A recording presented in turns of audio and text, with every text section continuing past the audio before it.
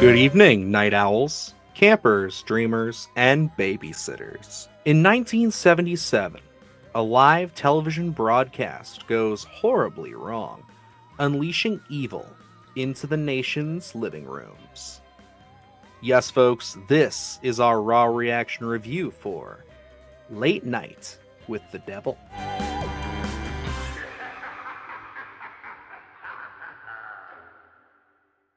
Well, Luke, the time has finally arrived. I feel like we have been talking about this movie forever. I think we reported on this back on the Sunday Scaries, got over a year ago now, Yeah. probably a little bit longer. This was something that I remember you sending me the article, and I was intrigued. Primarily because I think we're both big David Dastmalchian fans. We like him a lot. We like a lot of the roles he's taken and some of the performances he's given. But the fact that he was kind of leading this project and not only as, actor, but producer and really pushing this forward with his production company, there was a lot to like here. And it's Australian horror. It's our second one for the week. So there's a lot of good stuff in here that really points to this being up our alley, I should say. And we got to check it out. And Luke, how are you feeling about Late Night with the Devil? Well, this one has been very anticipated for me. When we did our most anticipated for the year, and we each picked 3 films, this did appear on my list. So I've been definitely just very excited about this one. Could not wait to get my hands on the screener. And I tell you, it's been a long road for us trying to acquire this one and find the right path to go down. But and once we did, this was an instant watch for both of us.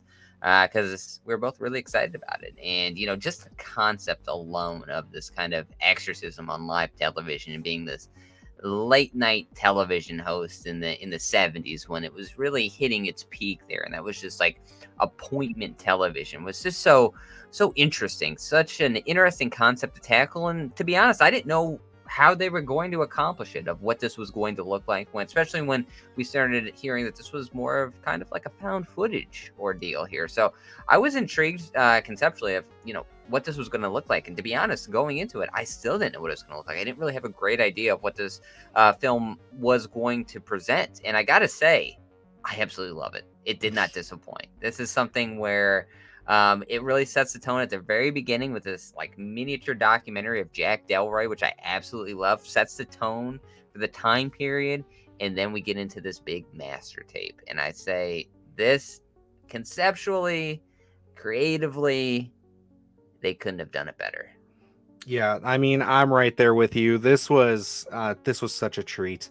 This is one of those movies. I mean, I've said that a couple of times on this show since we started doing this with things like Thanksgiving, where you sit down and watch a movie and you just get that feeling, that hook, that thing where you're just like, oh, this is horror comfort food. This is cinematic comfort food, and that's what this movie is to me. I was excited for it, yes. And there's a lot of movies that we get excited for. There's a lot of things that, catch our interest. We get a screener for, we get to go to the theater to see. And I'm just like, yeah, I'm looking forward to this. But they don't quite, hit this level of satisfaction. And I'm not bullshitting you guys when I say this was seriously one of the most, like, as far as films go this year, I can say that because we haven't had anything like this yet, where I just sat there grinning from ear to ear, just like, I love all of this, everything that they're doing, all the lead up, all the build up. You're right, the Jack Delroy kind of like a little mini documentary that we get right at the front. Just again, the framing of this being more of a mockumentary, sort of found footage. It kind of blends those two really seamlessly. I really, really got on board quickly with it. And it wasn't one of those things where it's like, oh, this is uber convincing. This isn't like a Lake Mungo where it's like, oh, I believe it. No, you understand, that's David Dastmalchian. These are actors, they're doing this, but they're pulling it off so well. They're pulling off the entertainment value. And I got to say, I've seen this in a couple of write-ups, but there's a couple shots in here that feel almost Spielbergian from the entertainment standpoint. There's one specifically that I'll have to mention to you off because I don't want it to spoil anything. But yes, this was just a treat. And, this is such, when you get into this, found footage idea where you want the actors to feel organic and the scenes to feel natural, this really goes the other end of the spectrum because we're dealing with a late night TV show. So David Dastmalchian as Jack Delroy is always on. He is this late night television host, and he's got these characters coming in, his guests that are dealing with, exorcism and the supernatural elements, and you get to see them how they all melt. And it's really interesting because, yes, this kind of falls into that found footage idea, but they're characters. They're all on at the time they're presenting. It's very it's very cinematic, I guess I would say, and I thought, that idea was so unique for me where it was something different. I haven't really dove too much down the rabbit hole of found footage, but I thought this idea here was so well crafted and presented to an audience that, to look at Jack Delroy, he doesn't necessarily come off as genuine because he is putting on a show for the audience. But then David Dastmalchian has these moments of how he is genuine when, they kind of intersplice these kind of behind the scenes. And I absolutely love the way they do that because you kind of get that peek behind the curtain of, how these things are going and little elements that they're injecting that they didn't expect were going to happen, and it really adds to the tension there. But then as soon as you get back onto the show, they're all trying to play it cool, and I love that kind of dichotomy that we're seeing there. It presents something so different and it really moves this film along so quickly. Yeah, and I will say that's, a huge plus for us. We always talk about it when we can kind of sit down, get lost in a film, and that it just runs and moves and you don't feel, tired. You don't feel like you want to, take a while before you sit down and watch that again. No, this is one that I'm eager to sit down and watch for a second time. I had to really knock this thing out so we could do this review this week. And I plan on watching it over the weekend with my wife. Like, that's just how excited I am to sit down and revisit Late Night with the Devil. But yeah, to get into some of those specifics you brought up, I think that the angle here is strong. The mockumentary style, tackling the late night TV host, it is something that we don't see too often. I can't really think of too many films that really do this. The closest thing is another film it's being compared to, which is Network. You've seen that in some of the reviews where it's like, you are dealing with the behind the scenes aspect of television. I will say that it did not bother me. I was totally on board, and if I had to render any criticism at this for how it approached the found footage angle, one of the things, and I think a lot of found footage films kind of have this issue, is there's convenience, and it's something you really can't get around.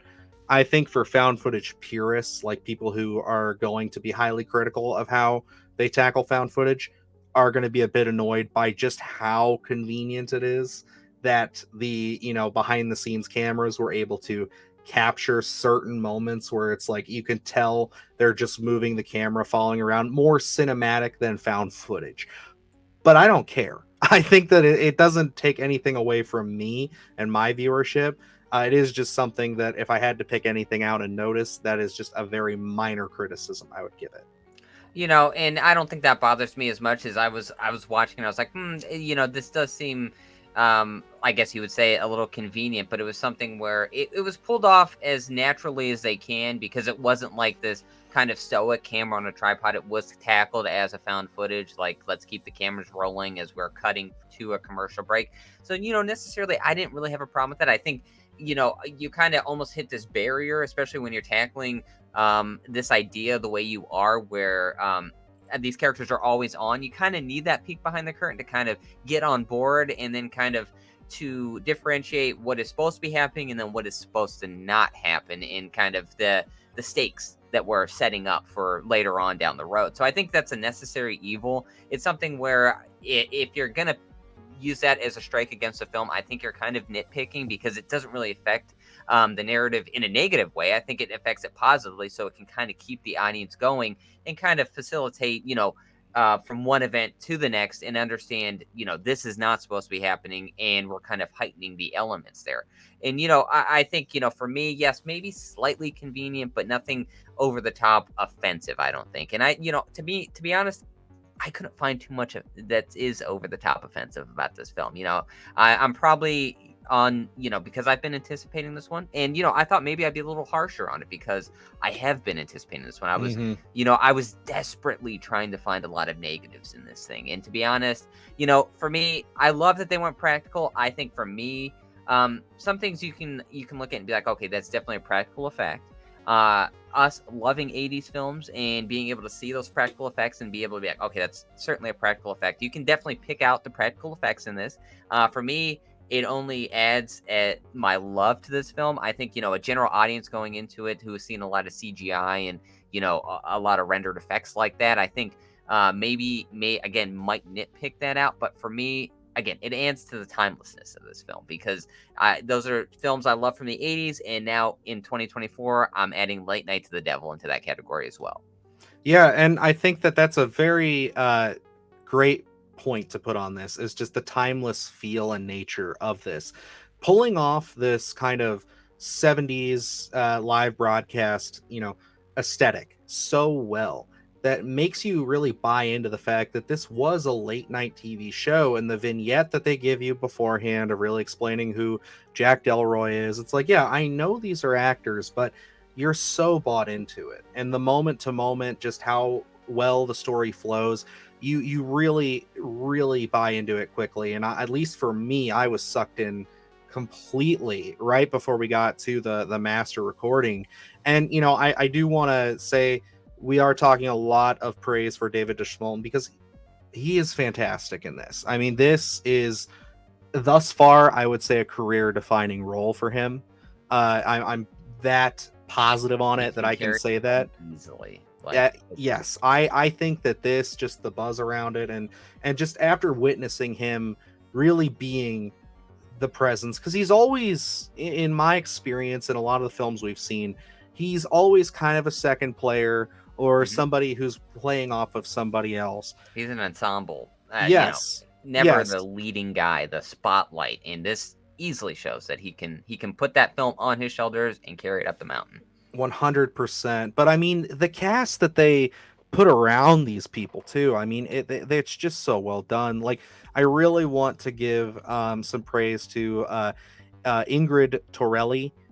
She plays the little girl Lily in this, and like, my god, like, just the performance she gives is so eerie from frame one. Once she's in it, like, you can just sense something is off about her. And it's I really, really liked it. It's kind of odd because it's like, if you look at it, it's like it's kind of wooden, almost very puppet like, and it's so intentional and it's so pulled off beautifully. And then Reese Aturi as Gus, I mean, he had my heart the entire time. I was so upset when they would bully Gus. Like, I just thought that he was this perfect number two to Jack Delroy. Like, I thought that they really sold me as being two people who've worked on a show for years. Because it's like, you watch these late night shows growing up, and it's like, there's always the front man, and then usually he's got like a cohort of some kind. I bought into that so beautifully. And by the time you get to the third act, when everything kind of just happens, that's all I can say. You're just watching all of these characters just interact, and it's just it's wild. It's absolutely insane. Yeah. As Gus as that sidekick, they nailed that dynamic. Constantly going back to him kind of being that side player, but as we get into the meat and potatoes of the film, there is a very practical effect heavy scene involving Gus. And I will say, I absolutely loved it. He carries it so well. He's bought in. You love it, especially because, without spoiling anything, we see a scene and then we eventually go back to a scene. And I absolutely love the kind of dichotomy that we do see between those scenes, and his performance is absolutely phenomenal. One of the actors that I wanted to bring up is Ian Bliss as Carmichael Haig. Again, we have all these characters that are on during this late night TV show, and to watch them all play, because they all have different dynamics, and no character is like the other, even though we're kind of dealing with the supernatural element. I love the interplay here, and it's one of those things where you can easily get lost in it.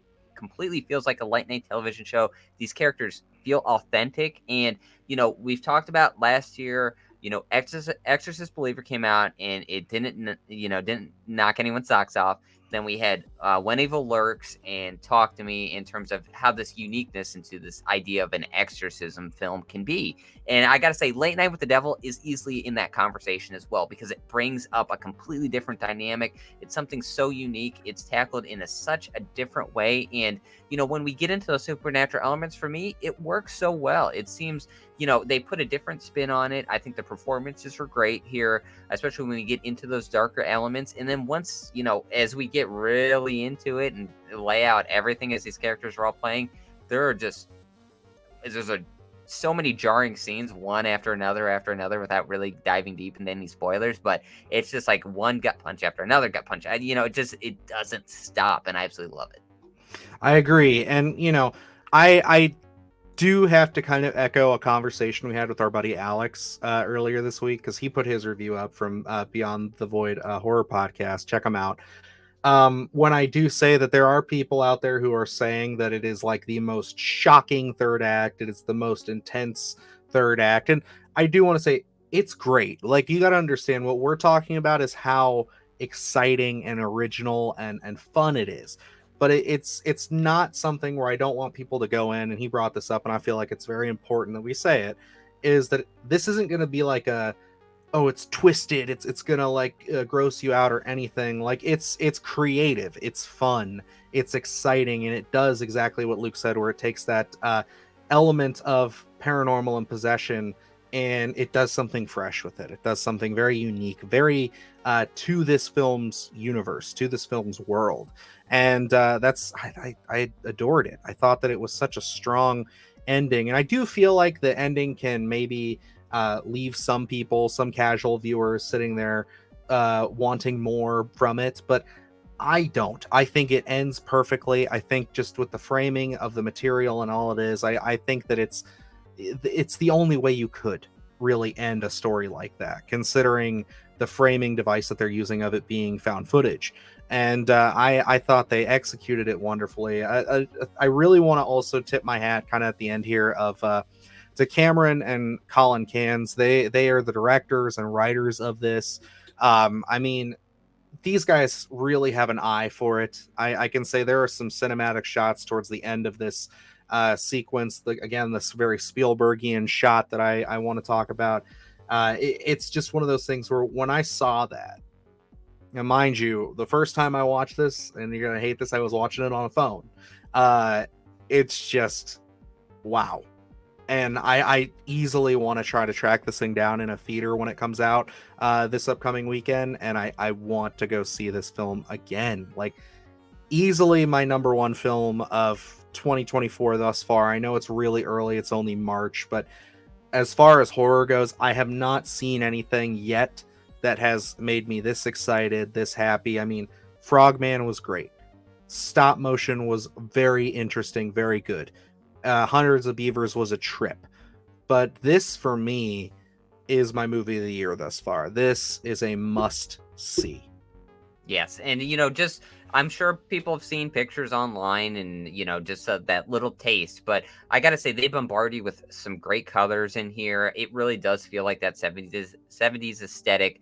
From a performance standpoint, I mean, David Dastmalchian does not disappoint, but the ensemble cast around him is phenomenal as well. It's something where you're going to get lost. The time for this one's going to fly by. The pacing, and I think when we talk about that third act, and yes, I think, you don't want to get everyone's expectations up, I guess, in a sense, but for me, the pacing of that third act is just like, wow. So it's like one of those things where you don't get a moment to catch your breath until the very end. And yeah, I think the ending is, I think, people are going to be on either side of the line on that one, whether they're happy with it or not. But, for me, as we were getting down to that conclusion, I was like, how are they going to end this with the narrative that they've presented to us? And I think it was really effective. I think it's something where I think everyone needs that definitiveness toward an end. And, for me, I think this one worked really well. And, performance wise, phenomenal. So I think there's a lot of great stuff here for me. I think for the horror community, I think this is a knock out of the park. I mean, what do you expect? It's a must see for me as well. Absolutely. But yeah, guys, that is everything that we have to say right now about Late Night with the Devil. You can check this thing out in theaters on March 22nd. It is going to be in limited release, and it will be coming to Shudder later this year. Yeah, again, big thanks to the folks over at IFC and Shudder for setting this up for us and making this happen. And also, I want to shout out Strike Media for getting us a very early screener for this.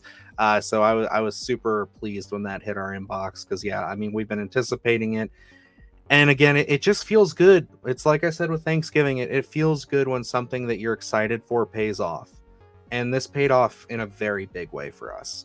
And you know, I'm curious to see what you guys think. I'm really excited for everybody to get their hands on this. Definitely let us know down below what you guys thought of Late Night with the Devil. And yeah, if you guys want us to do a spoiler conversation, a spoiler review, we'll definitely try to set one up when it comes out next week. I'd love to do one, really dive into this film a little bit. And it's, yeah, just like the video, share the video, and comment if you want us to do a spoiler review, and we'll definitely make it happen. So other than that, we got a lot of great stuff up on the channel. We checked out another Australian horror film that I referenced earlier with You'll Never Find Me, which was also very good, very different from this. Doesn't quite hit the same heights, but we were certainly pleased with it. Very effective. Yes, very effective. And then, yes, of course, I mentioned Frogman, Stop Motion. These are all recent independent horror films we got to check out. So definitely check them all out. And, of course, we did break some news this week about the Leprechaun franchise. So yeah, check out our interview with director Felipe Vargas if you want to find out more about that Leprechaun reboot.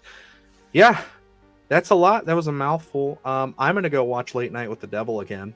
And yeah, thank you guys so much for watching. So until next time, I am Dylan Newell. And I'm Luke Janesco. And remember, stay scared.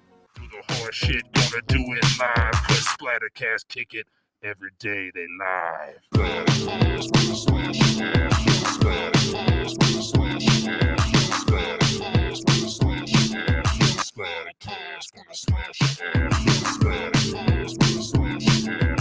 Splattercast, slash ass. Splattercast, slash ass.